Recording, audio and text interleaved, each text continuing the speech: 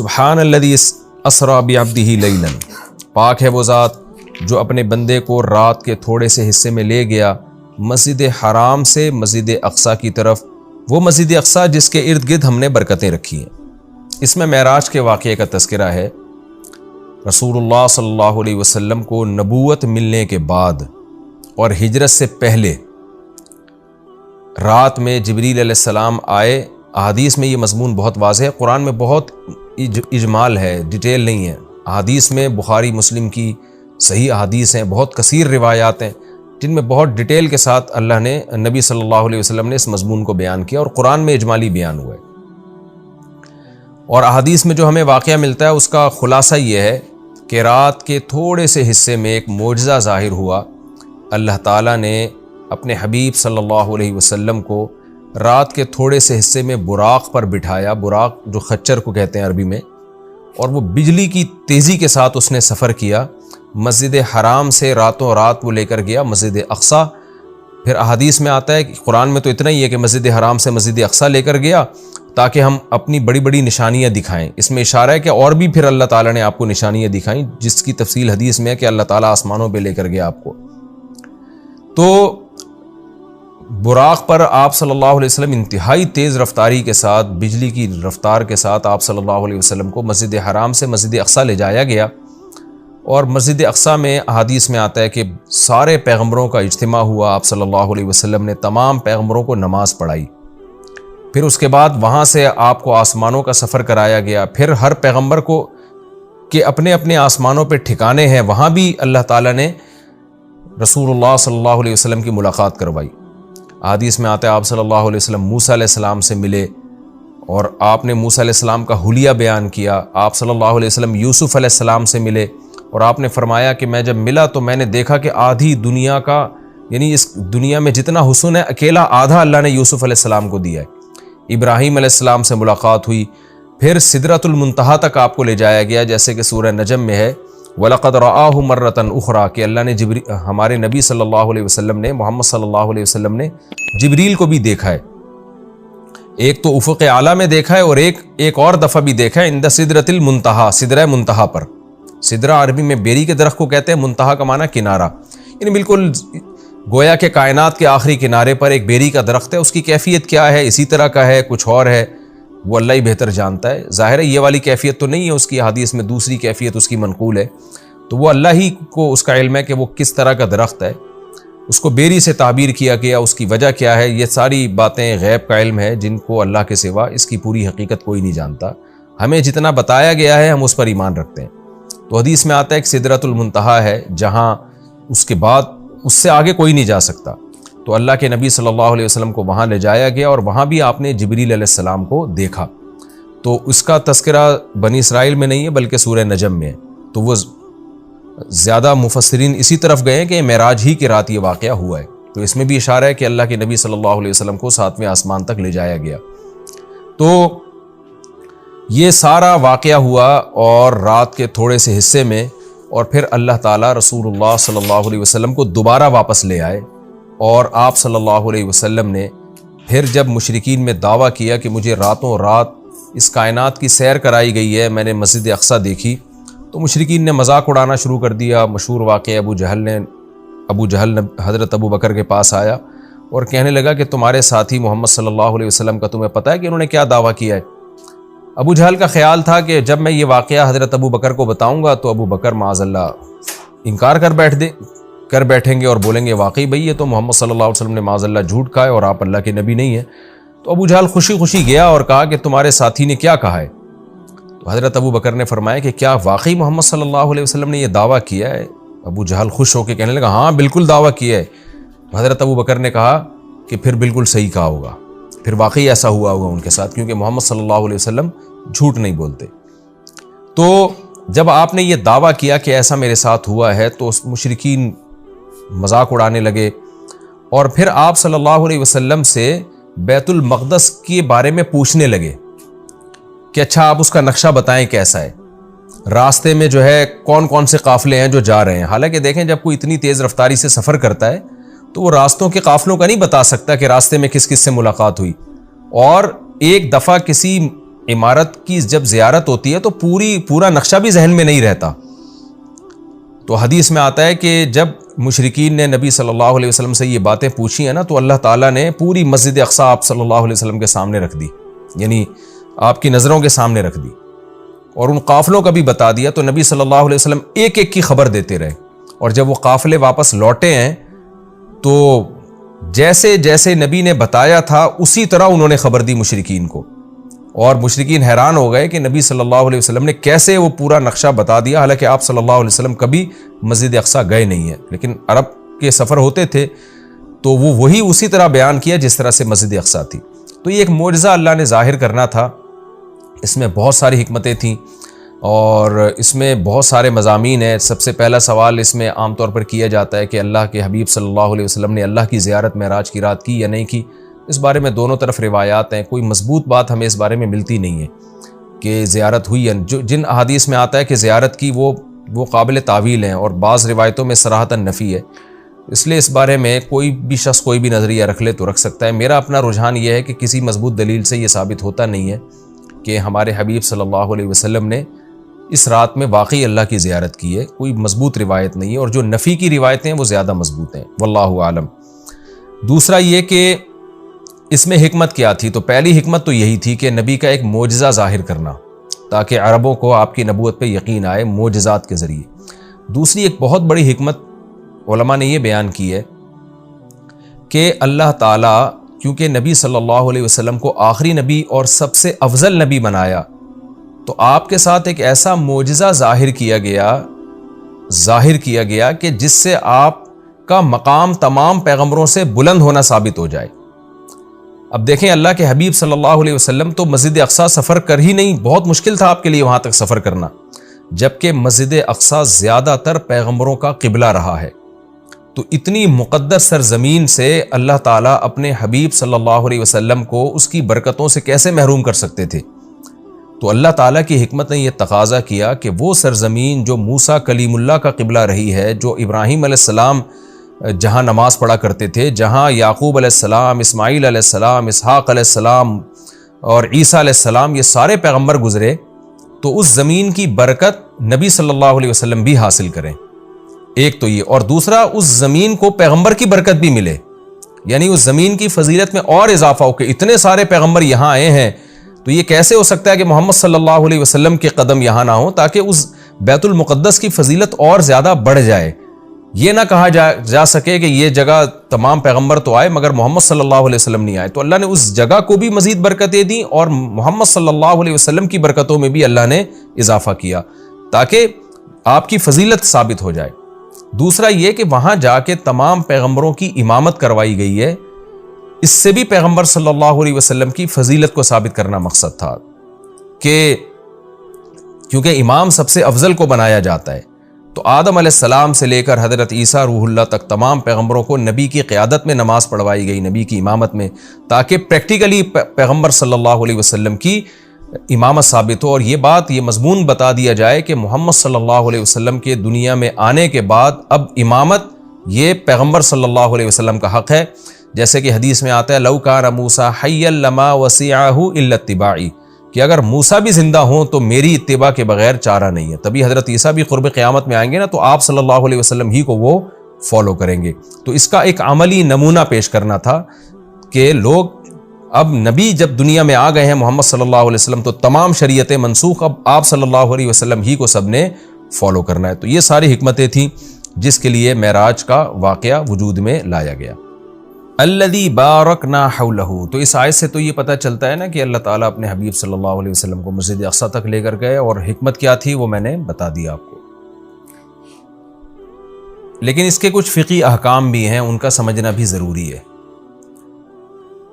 قرآن کی جو نص ہے نا بالکل واضح آیت, اس میں تو اللہ تعالیٰ نے مسجد حرام سے مسجد اقصیٰ تک کے سفر کا تذکرہ کیا ہے, اور صاف طور پر اللہ کیا کہتے ہیں, اسرا بعبدہ, وہ ذات جو اپنے بندے کو لے کر گئی. یہ بات خوب اچھی طرح سمجھ لیں کہ بعض حضرات اس بات کے شروع میں قائل رہے ہیں, بہت تھوڑی سی جماعت ہے, کہ معراج جو ہے یہ خواب میں ہوئی ہے, لیکن پھر امت کا اس پر اجماع ہو گیا دلائل کی روح سے کہ معراج خواب میں نہیں ہے بلکہ جسمانی ہے. لہذا پوری امت کا تمام فقہا محدثین کا اس پر اجماع ہوا کہ یہ خواب میں نہیں ہوا بلکہ یہ جسمانی، یعنی آپ کو جسد اطہر کے ساتھ لے جایا گیا ہے. اور اس کی دلیل قرآن کی آیت ہے کہ سبحان الذی اسرا. ایک تو سبحان اللہ عربی میں تعجب کے موقع پہ کہا جاتا ہے، تو تعجب ظاہر ہے جب ہی ہوگا نا جب جاگتی حالت میں ہو. اگر خواب کی حالت میں ہے تو پھر تو یہ تعجب کی بات نہیں، خواب میں تو کچھ بھی آ سکتا ہے انسان کو. دوسرا یہ کہ اللہ نے یہاں یہ فرمایا بعبدہ، اپنے بندے کو لے کر گیا. تو عبد کا جو اطلاق ہے نا بندے کا، وہ صرف روح پر نہیں ہوتا، وہ جسم اور روح دونوں پر ہوتا ہے. جب ہم کہتے ہیں میں فلاں کو فلاں جگہ لے کر گیا، تو اس سے یہی سمجھ میں آتا ہے کہ اس کو جسم کے ساتھ لے کر گیا میں. تو اس لیے قرآن میں یہ بھی اشارہ ملتا ہے کہ معراج جو ہے وہ جسم کے ساتھ ہوئی ہے. تو جو حضرات کہتے ہیں نا کہ روح کے ساتھ ہوئی ہے یعنی خواب میں ہوا ہے، وہ استدلال کرتے ہیں سورہ بنی اسرائیل کی ایک آیت میں جو آگے آئے گی انشاءاللہ، جس میں آتا ہے وَمَا جَعَلْنَا الرُّؤْيَا الَّتِي أَرَيْنَاكَ إِلَّا فِتْنَةً لِلنَّاسِ وَالشَّجَرَةَ الْمَلْعُونَةَ فِي الْقُرْآنِ. یہ سورہ بنی اسرائیل میں اسی صورت میں آگے آیت آ رہی ہے. میں اس کا نمبر بھی آپ کو بتا دیتا ہوں. یہ آیت نمبر 60 ہے اسی سورہ بنی اسرائیل کی. وَمَا جَعَلْنَا الرُّؤْيَا الَّتِي أَرَيْنَاكَ. رؤیا جو ہے نا قرآن میں خواب پر بھی اس کا اطلاق کیا گیا ہے، جیسے کہ سورہ یوسف میں آتا ہے کہ لا تقصص رؤیاک علی اخوتک. رؤیا، اے میرے بیٹے اے یوسف، تو اپنے خواب لوگوں کے اپنے بھائیوں کے سامنے بیان نہ کرنا. تو رؤیا کا اطلاق چونکہ خواب پر بھی ہوتا ہے، لہذا بعض لوگوں نے یہ کہا کہ قرآن کہہ رہا ہے وما جعلنا الرؤیا التي اریناک، اے نبی جو رؤیا ہم نے آپ کو دکھایا وہ ہم نے لوگوں کی آزمائش کے لیے دکھایا ہے. تو اس سے بعض لوگوں نے استدلال کیا ہے اس زمانے کے اسکالرز نے کہ دیکھیں قرآن تو رؤیا کہہ رہا ہے، رؤیا تو خواب کو کہتے ہیں، تو اس سے پتہ چلتا ہے کہ جو معراج تھا، معراج کا واقعہ ہوا یہ خواب میں ہوا ہے، یہ جاگتی حالت میں نہیں ہوا. لیکن خوب سمجھ لیں عربی میں جو رؤیا کا لفظ ہے یہ منظر کے معنی میں استعمال ہوتا ہے. منظر، سین جسے انگلش میں کہتے ہیں سین. رؤیا کا رؤیت سے نکلا ہے، دیکھنا، وہ چیز جو دیکھی جائے. تو خواب بھی چونکہ ایک سین ہوتا ہے، منظر ہوتا ہے، اس لیے اس کو رؤیا کہا جاتا ہے. یہ مطلب نہیں ہے کہ ہمیشہ رؤیا کا اطلاق خواب پر ہی ہوگا. اور اس کی دلیل اسی آیت میں موجود ہے. قرآن کیا کہہ رہا ہے؟ ہم نے جو آپ کو منظر دکھایا وہ اس لیے دکھایا تاکہ لوگوں کی آزمائش کا ذریعہ بنے. آزمائش جب ہی ہوگی نا جب کچھ اس کو مانیں گے، جب کچھ انکار کریں گے. اگر یہ خواب ہوتا تو پھر آزمائش تھوڑی ہوتی، پھر تو مشرکین بھی کہہ لیتے بھائی خواب تو کچھ بھی آ سکتا ہے. اور آگے قرآن کیا کہہ رہا ہے وَالشَّجَرَةَ الْمَلْعُونَةَ فِي الْقُرْآنِ. اسی طرح وہ درخت جو ملعون درخت ہے جس کو شجرہ زقوم کہا گیا ہے، وہ بھی ہم نے ایک لوگوں کے لیے آزمائش بنایا ہے. کیونکہ جب مشرکین مکہ کو بتایا گیا کہ کڑوا درخت ہے جہنم میں، تو فوراً انہوں نے کہا کہ درخت تو آگ میں اگ ہی نہیں سکتا، یہ تو پاسبل ہی نہیں ہے. تو اللہ نے اس کا جواب دیا کہ وہ جہنم کی جڑ، اس کی جو جڑیں ہیں وہ جہنم کی تہ میں ہیں. اور پھر اللہ نے بتایا کہ ہم نے وہ درخت اس لیے پیدا کیا ہے تاکہ یہ جو لوگ ہیں، جو مادہ پرست لوگ ہیں، یہ خدا کی قدرت کا انکار کریں، اور یہ انکار کریں کہ کہیں کہ درخت آگ میں نہیں پیدا ہو سکتا، جبکہ اللہ تو سب کچھ کر سکتا ہے. تو اب دیکھیں قرآن کیا کہہ رہا ہے کہ ہم نے جو ملعون درخت ہے وہ بھی لوگوں کے لیے فتنہ بنایا. کیا مطلب؟ اسباب کی دنیا میں وہ بھی پاسبل نہیں ہے کہ ایسا ہو، تبھی تو فتنہ ہے، تبھی تو آزمائش ہے. ایمان والے اس درخت کے وجود کے قائل ہوں گے، اور احمق اور بیوقوف جو خدا کی قدرت کا انکار کرتے ہیں وہ انہیں اس کی کوئی سائنسی لاجک سمجھ میں نہیں آئے گی تو وہ انکار کر دیں گے. تو اب قرآن نے معراج کے واقعے کو اور جو زقوم کا درخت ہے، آیت نمبر 60 سورہ بنی اسرائیل کی آیت نمبر 60، جی ہاں، اس صورت میں ایک ہی مقام پہ بیان کیا ہے. تو کیا مطلب؟ دونوں کا وقوع اس کی کوئی لاجک بنتی نہیں ہے، دونوں سیم ہیں. یعنی معراج کا واقعہ اور جہنم میں درخت کا پیدا ہونا یہ دونوں عقل سے بالاتر چیزیں ہیں. لہذا جو خدائی قدرت کے قائل ہیں وہ اس کا اقرار کریں گے، جو خدائی قدرت کے قائل نہیں ہیں وہ ان دونوں واقعات کا انکار کر دیں گے. تو اس سے بھی پتہ چلتا ہے کہ معراج جسم کے ساتھ ہوئی ہے، کیونکہ اگر اس کو خواب میں مان لیا جائے تو پھر یہ اس کی کوئی سائنسی دلیل دینے کی ہمیں ضرورت نہیں رہتی، کیونکہ خواب میں انسان کچھ بھی کر سکتا ہے، سب کچھ ہو سکتا ہے خواب میں اس کے ساتھ. تو یہ واضح قرائن ہے اس بات کے کہ خواب یہ جو معراج ہوئی ہے رسول اللہ صلی اللہ علیہ وسلم کو، یہ جسد اطہر کے ساتھ ہوئی ہے. یہ صرف روح کو آسمان میں نہیں لے جایا گیا، اور صرف جو ہے خواب میں یہ کام نہیں ہوا بلکہ جسد اطہر کے ساتھ یہ کام ہوا ہے. اور حضرت عائشہ رضی اللہ تعالی عنہ سے ایک روایت ہے جس میں آتا ہے کہ رسول اللہ صلی اللہ علیہ وسلم کا جسد اطہر ما فقیدہ، اس طرح کے الفاظ ہے، صحیح حدیث ہے کہ وہ گم نہیں پایا گیا۔ تو بعض لوگوں نے اس سے استدلال کیا کہ امی عائشہ کو یہ دعویٰ کر رہی ہیں کہ نبی صلی اللہ علیہ وسلم کا جسد وہ گم نہیں پایا گیا، لہذا جسد وہیں تھا اور روح کو معراج ہوئی ہے۔ تو یہ خوب سمجھ لیں حضرت عائشہ کے کلام کا یہ مفہوم نہیں ہے، حضرت عائشہ کے کلام کا وہی مفہوم لیا جائے گا نا دیگر احادیث سے ثابت ہوتا ہے۔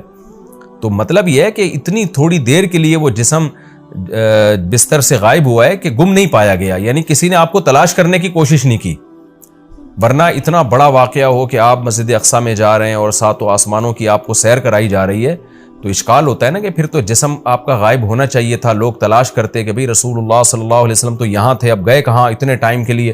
تو اتنا تھوڑے عرصے میں یہ آنن فانن بجلی کی رفتار کے ساتھ ہوا ہے کہ رسول اللہ صلی اللہ علیہ وسلم کو تلاش کرنے کی کوشش نہیں کی گئی۔ ایک سیکنڈ کے بھی ہو سکتا ہے، ہزارویں حصے کے اندر یہ کام ہوا۔ اب رہا یہ مسئلہ کہ یہ کام سیکنڈ کے ہزارویں حصے میں ہو کیسے گیا؟ جب اتنے واقعات ہوئے، مسجد اقصیٰ میں آپ گئے، اتنا لمبا سفر، پھر وہاں اپنے پیغمبروں کو نماز پڑھائی، پھر وہاں سے آپ کو آسمانوں کی سیر کرائی گئی، مختلف آسمانوں پہ دوبارہ سے مختلف پیغمبروں سے ملاقات ہوئی، اور یہ سارا واقعہ ہونے کے بعد دوبارہ براق پہ بجلی کی رفتار کے ساتھ آپ کو لایا گیا، اور پھر آسمان میں آکسیجن کہاں تھی، اور ایک تیز اتنی سپیڈ کے ساتھ چلے گی وہ تو ہوا میں رگڑ کھا کے جو ہے ہلاک ہو جائے گی، جیسے کہ وہ خچر تھا یا جو براق تھا۔ تو یہ ساری چیزیں کیسے ممکن ہیں؟ تو ان تمام باتوں کا جواب اللہ نے سبحان الذی میں دے دیا کہ سبحان الذی، وہ ذات ہر عیب سے پاک ہے جس نے یہ کام کیا۔ کیا مطلب؟ یہ انسانوں کے لیے ناممکن ہے، اللہ کے لیے ناممکن نہیں ہے، کیونکہ اللہ تعالیٰ عیب سے پاک ہے، اور عاجز ہونا، کسی کام کو نہ کر سکنا، یہ بھی ایک عیب ہے۔ تو یہ عیب انسانوں میں پایا جاتا ہے، یہ اللہ میں نہیں پایا جاتا۔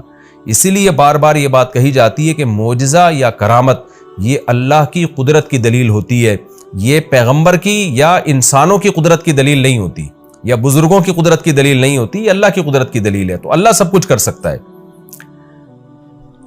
اور اس میں ایک علمی نقطہ مفسرین نے بہت زبردست بھی بیان کیا کہ دیکھیں، اللہ نے محمد صلی اللہ علیہ وسلم کے لیے عبد کا لفظ استعمال کیا اور اپنے لیے سبحان اللہ کا لفظ استعمال کیا، یعنی یہ بتا دیا کہ معراج کا واقعہ جو وقوع میں آیا ہے، اس سے محمد صلی اللہ علیہ وسلم کا عبد ہونا اس میں کمی نہیں ہوئی، بلکہ آپ تو اللہ کے غلام ہیں، عبد ہیں۔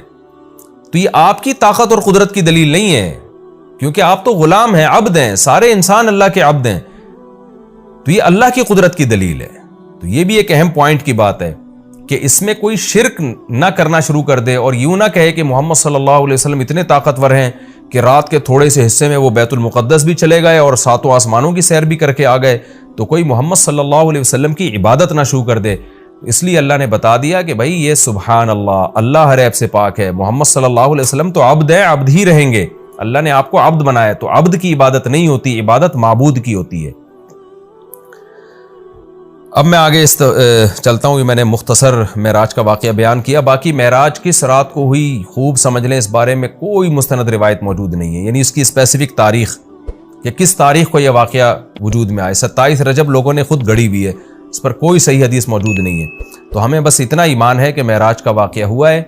اچھا، نبی صلی اللہ علیہ وسلم کے مسجد حرام سے مسجد اقصیٰ تک جانے کے عمل کو اسراء کہا جاتا ہے، اور مسجد اقصیٰ سے ساتویں آسمان تک جانے کے عمل کو معراج کہا جاتا ہے۔ یہ بھی ایک ٹرم خوب اچھی طرح سے آپ سمجھ لیں، تو اسراء کا عمل اور معراج کا عمل۔ اور علماء نے یہ کہا ہے، یہ مسئلہ بیان کیا ہے کہ جو مسجد اقصیٰ تک جانے کا بھی انکار کرے گا وہ کافر ہو جائے گا، کیونکہ قرآن کی صریح آیت موجود ہے، اور جو آسمانوں پہ جانے کا انکار کرے گا تو اگر وہ کوئی تعویل کر رہا ہے احادیث کی یا خبر واحد ہونے کی وجہ سے تو وہ گمراہ ہوگا، کافر نہیں ہوگا۔ لیکن جو ضد اور ہٹ دھرمی میں انکار کر رہا ہے صرف نبی صلی اللہ علیہ وسلم کی بات کو غلط قرار دے کر، تو پھر وہ بھی کافر ہو جائے گا۔ تو اس لیے معراج کا یعنی مسجد حرام سے مسجد اقصیٰ تک جانے کا تو قرآن میں چونکہ صراحتاً ذکر ہے، اس کا انکار تو بالکل قرآن کا انکار کہلائے گا، اور جو احادیث کا انکار کرتا ہے تو اگر کوئی تعویل کرتا ہے تو گمراہ کہلائے گا، تعویل نہیں کرتا تو پھر وہ بھی کافر کہلائے گا۔ آگے اللہ فرماتے ہیں الذی بارکنا حولہ، اس مسجد اقصیٰ جس کے ارد گرد ہم نے برکتیں رکھی ہیں۔ ارد گرد چونکہ سرزمین شام ہے تو اس میں اللہ نے برکتیں رکھیں، دنیاوی برکتیں بھی رکھی ہیں اور روحانی برکتیں بھی۔ روحانی برکتیں یہ ہیں کہ جتنے پیغمبر اس سرزمین میں آئے کسی دوسری زمین میں نہیں آئے، اور جتنے پیغمبروں کی وہاں قبریں ہیں سرزمین شام میں اور بیت المقدس میں، اتنی قبریں پیغمبروں کی کہیں نہیں ہیں، کسی اور جگہ پہ اتنی قبریں نہیں ہیں۔ اور دنیاوی برکتیں کیا ہیں کہ وہاں کی پیداوار، وہاں کی ہوا وہ بہت صحت کے لیے مفید ہے۔ انار، وہاں کا زیتون، وہاں کی انجیر، یہ سارے ایسے برکت والے پھل اللہ وہاں پیدا کرتا ہے اور بہت وافر مقدار میں۔ میں ترکی کے میں شام کے بارڈر تک گیا ہوں۔ پہلے تو شام کا علاقہ بہت وسیع تھا، تو یہ تو اب جو شام ہے یہ تو تھوڑا سا رہ گیا ہے۔ نبی صلی اللہ علیہ وسلم کے دور کا جو شام ہے وہ تو بہت وسیع رقبہ تھا۔ تو وہ ترکی کے بارڈر پہ جب آپ جاتے ہیں اور شام کی سرزمین ملتی ہے تو آپ کو اندازہ ہوتا ہے وہاں کی ہوا میں ایک خاص قسم کی ایک محسوس ہوتا ہے انسان کو اپنی صحت، اور ایک خاص قسم کی خوشبو محسوس ہوتی ہے۔ اور زیتون بہت کثرت سے پیدا ہوتا ہے، انجیر بہت کثرت سے پیدا ہوتا ہے، انار بہت کثرت سے پیدا ہوتا ہے۔ وہاں کے لوگوں کی صحتیں، ان کے چہروں کی فریشنس وہ صاف بتا رہی ہوتی ہے کہ اللہ نے زمین میں جسمانی برکتیں بھی بہت زیادہ رکھی ہیں۔ اور علماء نے لکھا ہے کہ اللہ نے جب یہ بتایا نا کہ مسجد اقصیٰ کے ارد گرد برکتیں، تو اس سے خود بخود یہ ثابت ہوتا ہے کہ جس مسجد کے مبارک ہونے کی وجہ سے اس کے ارد گرد اتنی برکتیں ہیں تو خود اس مسجد میں کتنی برکتیں ہوں گی۔ تو وہ مسجد بہت زیادہ برکت والی ہے۔ تبھی حدیث میں آتا ہے کہ جو مسجد حرام میں نماز پڑھتا ہے اسے 1,00,000 نمازوں کا ثواب ملتا ہے، اور جو مسجد اقصیٰ اور مسجد نبوی میں نماز پڑھتا ہے اسے 1,000، اور بعض روایات میں آتا ہے مسجد اقصیٰ میں 50,000 اور مسجد نبوی میں 1,000۔ اور یہ بھی رسول اللہ صلی اللہ علیہ وسلم کی صحیح حدیث ہے، لا تشد الرحال الا الى 3 مساجد، کہ سفر کیا جائے گا صرف 3 مسجدوں کی طرف۔ کیا مطلب؟ وہ سفر جو بنیت عبادت ہو، بنیت عبادت یعنی 3 مسجدیں ایسی ہیں جن کی طرف سفر کر کے ان مسجدوں کی زیارت کرنا ہی عبادت ہے۔ ویسے تو کوئی بھی مسجد ہو آپ ویسے دیکھنے کے لیے چلے جائیں، اس کو سفر کر کے بھی انسان جا سکتا ہے ویسے ہی دیکھنے کے لیے بھئی مسجد کیسی بنی ہے، خوبصورت ہے یا نہیں، لیکن علی وجہ تقرب یعنی وہ سفر جو بطور عبادت کے ہوگا، ان میں صرف 3 مسجدیں ایسی ہیں جن کی طرف زیارت کے لیے سے جانا ہی بذات خود شریعت میں مقصود ہے اور ایک عبادت ہے، اور ان میں جا کے نماز پڑھنے کی اضافی بہت زیادہ فضیلت ہے۔ تو وہ 3 مسجدیں آپ نے فرمایا، ایک مسجد حرام، ایک مسجد اقصیٰ اور ایک مسجد نبوی۔ تبھی مسلمان جب تک مسجد اقصیٰ آزاد نہیں تھی تو مسلمان مسجد اقصیٰ بھی سفر کر کے جایا کرتے تھے، مسجد حرام بھی، اور مسجد نبوی تک تو الحمدللہ اب بھی جاتے ہیں۔ اور اللہ سے ہم دعا کرتے ہیں کہ اللہ تعالیٰ مسجد اقصیٰ کو دوبارہ آزاد کرائے تاکہ ہمیں بھی وہاں جا کے نماز نصیب ہو اور مسجد اقصیٰ کی ہمیں بھی زیارت نصیب ہو۔ یہ ہر مسلمان کی تمنا ہے، اور بہت سے لوگوں کو اللہ نے یہ توفیق دی ہے، وہاں جاتے ہیں، اور بہت سے لوگ اس زیارت سے محروم ہیں۔ تو ہم یہ دعا کرتے ہیں کہ اللہ تعالیٰ وہ مبارک مسجد جس کی طرف اللہ اپنے حبیب صلی اللہ علیہ وسلم کو معجزاتی طور پر لے کر گیا، اور خاص طور پر ہمارے حبیب صلی اللہ علیہ وسلم کو وہاں نماز پڑھوائی گئی معجزاتی طور پر، اللہ ہمیں بھی اس مقدس سرزمین کی زیارت کی توفیق نصیب فرمائے اور ہمارے لیے آسان فرمائے۔ آگے اللہ فرماتے ہیں لِنُرِيَهُ مِنْ آیَاتِنَا، ہم نے یہ سفر اس لیے کرایا تاکہ ہم محمد صلی اللہ علیہ وسلم کو اپنی نشانیوں میں سے کچھ نشانیاں دکھائیں۔ وہ نشانیاں یہی ہیں کہ جو معراج کی رات آپ کو دکھائی گئیں، پیغمبروں کی زیارت کروائی گئی، جنت جہنم دکھائی گئی، تو یہ ساری بڑی بڑی نشانیاں تھیں۔ خود معراج خود ایک بڑی نشانی ہے۔ إِنَّهُ هُوَ السَّمِيعُ الْبَصِيرُ، اللہ تعالیٰ خوب سننے والا اور دیکھنے والا ہے۔ یعنی انسان تو محتاج ہے کہ جب تک اسے سنایا نہ جائے وہ سن نہیں سکتا، دکھایا نہ جائے وہ دیکھ نہیں سکتا۔ تو پیغمبر صلی اللہ علیہ وسلم بھی خود سے نشانیاں نہیں دیکھ سکتے، اللہ نے دکھائیں، اللہ نے سنائی، لیکن اللہ وہ ذات ہے جو سمیع بھی ہے اور بصیر بھی، اسے وہ ہر وقت ہر چیز کو دیکھ بھی رہا ہے اور ہر وقت ہر چیز کو سن بھی رہا ہے۔ آگے اللہ تعالیٰ ارشاد فرماتے ہیں وَآتَيْنَا مُوسَى الْكِتَابَ، یہ پیغمبروں کا سلسلہ نیا نہیں ہے، پرانا ہے۔ ہم نے محمد صلی اللہ علیہ وسلم کو جیسے کتاب دی ہے اور محمد صلی اللہ علیہ وسلم کو نشانیاں دکھا رہے ہیں، تو آپ سے پہلے موسیٰ علیہ السلام کو بھی ہم کتاب دے چکے ہیں۔ اور بیت المقدس کا تذکرہ ہے نا، تو یہودی بیت المقدس پہ ہمیشہ سے دعویٰ کرتے رہے کہ بیت المقدس تو ہمارا ہے اور اس میں تو ہمارے پیغمبر مدفون ہیں۔ تو اس کا بھی اللہ جواب دے رہے ہیں کہ ہم نے اہل یہودیوں کو کتاب دی تھی، مگر انہوں نے کتاب کا حشر کیا کیا۔ تو آگے پورے رکوع میں اسی کی تفصیل ہے کہ کس طرح انہوں نے خدا کی نافرمانی کی ہے، جس کے نتیجے میں اللہ نے ان سے یہ خلافت چھینی ہے اور بیت المقدس ان سے چھینا گیا ہے۔ اسی کا تذکرہ ہے۔ وَآتَيْنَا مُوسَى الْكِتَابَ، ہم نے موسیٰ کو کتاب دی، وَجَعَلْنَاهُ هُدًى، اور ہم نے ہدایت بنایا تھا اس کتاب کو، لِبَنِي اسرائیل، بنی اسرائیل کے لیے، اللہ تتخذوا من دونی وکیلا، اور ان سے کہا تھا میرے سوا کسی کو کارساز نہ بنانا، اللہ ہی سے دوستی لگانا، اللہ ہی کو اپنا وکیل یعنی کارساز سمجھنا کہ اللہ ہی تمہارے کام بنائے گا بگاڑے گا، لہذا اللہ ہی سے بنا کے رکھنا ہے۔ وکیل کہتے ہیں جو آپ کے کام بنانے والا ہوتا ہے۔ تو جب اللہ پہ اعتماد اور توکل کرو گے، اللہ ہی کو کارساز سمجھو گے، تو پھر ظاہر ہے اس کی اطاعت بھی کرو گے نا، مگر یہودیوں نے ایسا نہیں کیا۔ آگے اللہ خطاب کرتے ہیں ذریۃ من حملنا مع نوح، اے وہ لوگوں جن کو ہم نے نوح کے ساتھ سوار کیا تھا، اے ان کی ذریت، یعنی اللہ تعالی ہم سب سے، پوری انسانیت سے خطاب کر رہے ہیں کہ تم وہ لوگ ہو جن کو ہم نے نوح کے ساتھ کشتی میں سوار کیا تھا، ان کی اولادیں ہو تم۔ نوح علیہ السلام کے ساتھ کشتی میں بہت سے لوگ سوار ہوئے تھے، ان میں نوح علیہ السلام کے 3 بیٹے بھی تھے، حام، سام اور یافس، جن کا نام بیان کیا جاتا ہے۔ تو باقی ساری نسل انسانیت کی انہی 3 بیٹوں سے چلی ہے۔ تو وہ چونکہ کشتی میں نوح علیہ السلام کے ساتھ سوار تھے، اس لیے اللہ نے کہا کہ تم اے انسانوں، تم ان کی نسلیں ہو جن کو نوح علیہ السلام کے ساتھ ہم نے کشتی میں سوار کیا تھا، جو ان کے 3 بیٹے تھے۔ تو گویا اللہ کا بہت بڑا احسان ہے کہ تمہارے جو باپ دادے تھے نا، نوح علیہ السلام اور ان کے 3 بیٹے، وہ تو شکر گزار بندے تھے، جن کے شکر گزاری کی وجہ سے پوری انسانیت کو تباہ کر کے ہم نے چند لوگوں کو کشتی میں سوار کیا تھا، آگے تم انہی کی نسلیں ہو۔ اگر وہ شکر گزار نہ ہوتے تو تمہیں بھی زندگی اور حیات نہ ملتی، اس لیے آگے فرمایا انہ کان عبدا شکورا، نوح تو اللہ کے شکر گزار بندے تھے، تو تم انہی کی اولاد ہو جن کو ہم نے کشتی میں سوار کیا۔